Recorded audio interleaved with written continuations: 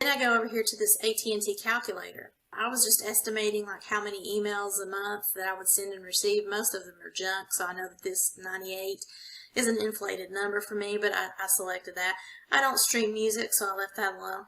Hours of surfing the web, I estimated based on how many hours a day, but I kind of inflated those numbers as if I had a 12-hour day of surfing the web, because I do have my job online and everything. So this number is pretty big. Probably wouldn't have to use it, but there it is. It's just an estimation to get an idea. Social media posts with photos.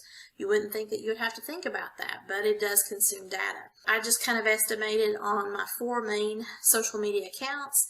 Maybe I post one post on each of those per day. How many of that relates into the month? And I came up with an estimate of 515. Now this is the thing right here that I wanted to show you live. Hours of streaming standard def video. Now you see over here to the right, it says your estimated monthly data usage. This is what I have so far, down to the social media posts, 14.64 gigabytes. So let's say I'm going to stream, you know, it's just standard def. I don't even want anything fancy like high def right now. I'm just talking standard definition.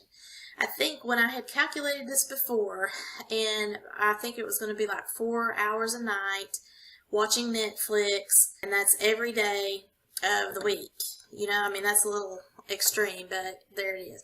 So 4 times 31 is going to be 124. So let's be generous with ourselves. Crank this up to 150. 150 hours. That's made me jump up to needing 119.94 gigabytes of data. I can't even find that anywhere. All right, even on this supposedly unlimited data, you're not getting that because they slow your speeds down. That's just standard def. Now let's look at HD. So I'm only concerned with Game of Thrones for my husband.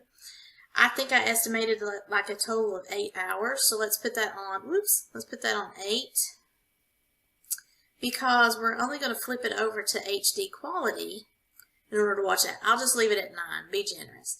Now look what's happened. We're at 142.45 gigabytes.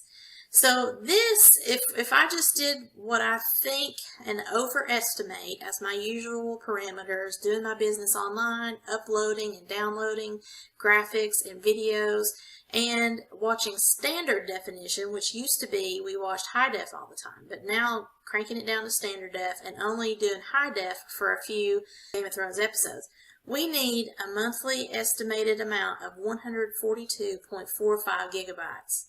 Okay, that's data cap. I mean, that's data.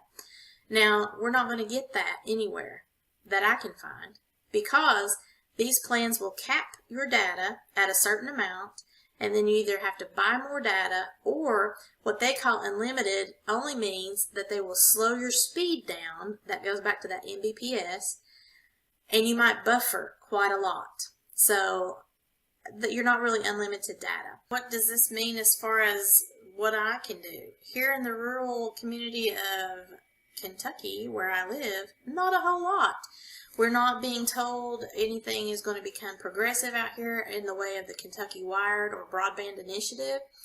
We are being told by Spectrum that due to the fact that they have to build and pay for, finance rather, something called a head-end facility, which involves a bunch of nodes and amps, that they do not have any plans in the foreseeable future to even expand 1 mile, much less the 2.3, which is needed in my community.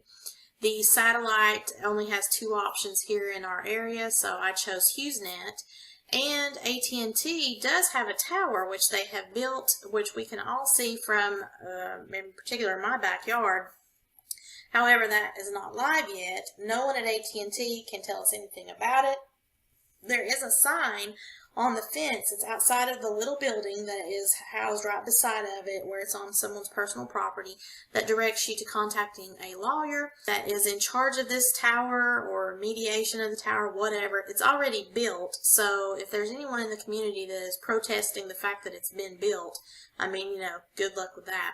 I called that number and that lawyer and did not get a response from the lawyer, but the secretary who answered the phone mentioned that it had been built for a couple of years now. She didn't really have any information other than the fact that it would eventually be going live. Does that mean, and this is where it can get very confusing, AT&T offers the fixed wireless service, something that used to be called UVerse, which is not directly like a fixed wireless type of service in my understanding, and it's not yet broadband or fiber internet. Again, this is my understanding of the research that I've done and been told.